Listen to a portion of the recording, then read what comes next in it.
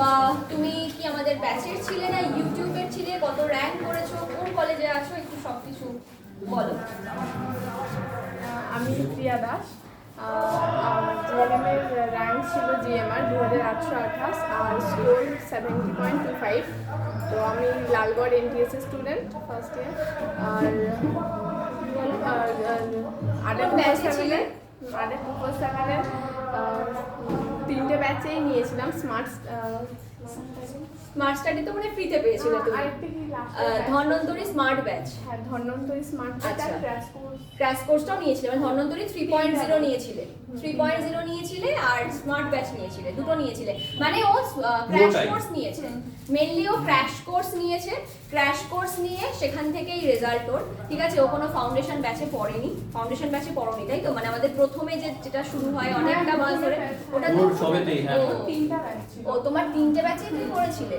আচ্ছা, মানে সেপারেটলি সবকটা নিয়েছিলে। আচ্ছা, তার সাথে স্মার্ট স্টাডি ফ্রি পেয়েছিলে। আচ্ছা, শুভেন্দু স্যার যে কিনা ভিডিও করছে, সেই শুভেন্দু স্যারের স্মার্ট স্টাডি ব্যাচের সম্পর্কে তোমরা সবাই জানো।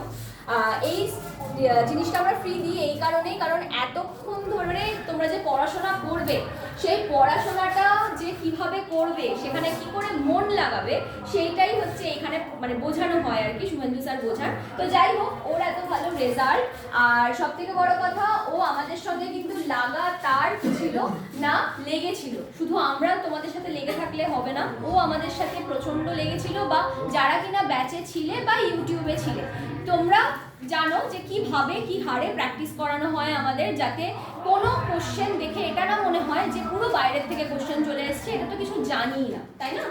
তো মনে হয় যেন অন্তত কমেন্ট না দিতে পারি, হয়তো আমরা বুক থেকে এরকমও বলে ফেলবো না যে আমরা সব কমন দিই, কিন্তু এটা বলতে পারি যে কমেন্ট না দিতে পারলেও আনকমন লাগবে না। ওই বলছে কমন অনেক কিছু ছিল। আচ্ছা, কিন্তু আমি তাও বলছি যে কমন না থাকলেও হয়তো আনকমন থাকবে না। তো এই হচ্ছে ব্যাপার। ওকে অনেক অনেক কংগ্রাচুলেশন আগামী জীবনের জন্য। আর সবাইকে বলবো ওদের মতো হোক।